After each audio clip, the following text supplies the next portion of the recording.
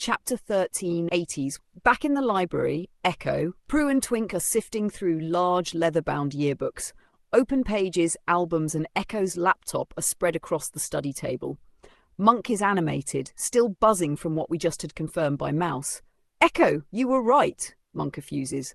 "I know," she replies. "Look at this, guys," says Prue, holding the yearbook Monk left on the table.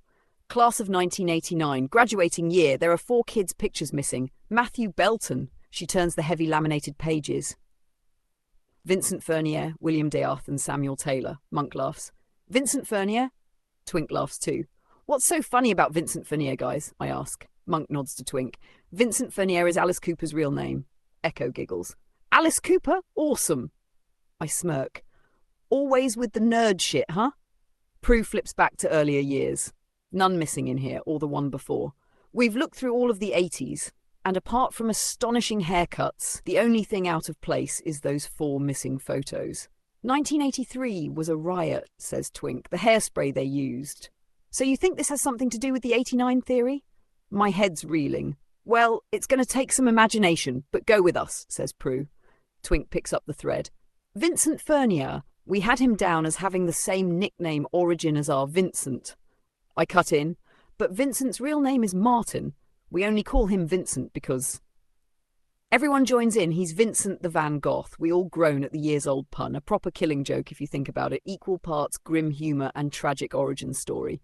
"Yeah, but the other 3, Prue continues. "Matthew Belton. Matthew the Bell Tolls." Twink sings in a crap James Hetfield voice. "William Dearth," says Prue. "Bill Death, Bell Tolls, Vincent, they're pretty metal names." I groan. We've just uncovered concrete evidence of illegal digital cloning crimes committed by a hidden serial killer murdering our friends, and you're here making up metal nicknames for kids from 40 years ago because their photos are missing? Come on, guys, get your shit together. Prue looks a little taken aback. "Stick with us, Riffy-Fi. Remember the newspaper cutting in Monk's Motorhead record?" I nod. "Killed by D? Killed by death," Echo finishes. "The record was lifted from this very library and sold on at a car boot sale." I make a go-on gesture. "With that clipping inside," Echo continues, "Mantilla had 4 members. If you check the graffiti in the back of the Justice for All sheet music book, it says Bell Tolls." I pipe up. "Well, that's a Metallica song." Echo shoots back. "Wrong album, Ride the Lightning, 1985. Prue persists. "It says Bell Tolls, Vincent, Mariner, and Killed by Death." I'm curious now. Where? Twink lifts a piece of tissue paper and rubs a pencil on its side to highlight the impressions of erased writing on the back cover of the book. What if they're the band members of Mantilla? No one in the yearbook of 89 looks like a metalhead. There are 4 missing photos and possibly 4 names in the back of this book. A book that you highlighted contains the song that gets us from 8 Miles High to 1. Twink flourishes their hand the same way they did when distracting D.I. Eels at Unit's house. Lifting their voice above the usual library register, they declare, "I rest my case on a wonky fucking theory." I think for a second, but the others are already giving a muted round of applause. "What's Mariner got to do with Samuel Taylor?" I ask, just as Miss Park appears behind me. "The Rime of the Ancient Mariner, 1798, she says, by Samuel Taylor Coleridge. One of the most important works of the British Romantic period. It's his longest poem, received plenty of criticism at the time. It messed with the conventional norms of long-form poetry. Wordsworth commented that it used uncommon language. In many ways, he said it was hard for the normies to listen to." "What's Wordsworth?" asks Twink. "Exactly," Miss Park replies, not quite catching the joke. She reaches across the table and picks up the vinyl copy of Power Slave from the centre of our mess. Clever. Different. Awkward. Genius. She sets the record down with the back cover facing up.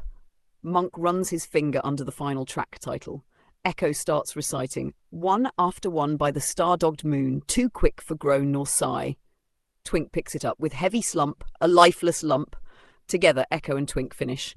They drop down one by one. Miss Park seems impressed. "Very good. Got any more?" She fixes her gaze on me. "From Iron Maiden?" I'm grasping.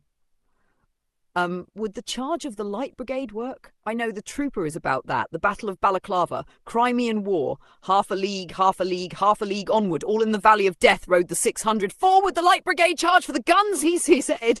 Into the Valley of Death rode the 600. Miss Park clasps her hands together. It gives me peace of mind to know these words live on in another generation still. Then she shifts her focus to Prue. Dear Prudence, what do you have to say to that? Prue rolls her neck. Well, I'm no poetry buff, but I've read Murders in the Rue Morgue by Poe and Le Fantôme de l'Opéra by Gaston Leroux, though not in the original French.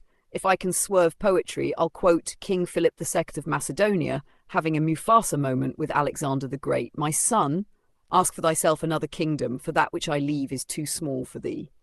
But Miss Park, can I ask you, any actual evidence that Philip really said that? Miss Park pauses. You know, I'll have to check some sources.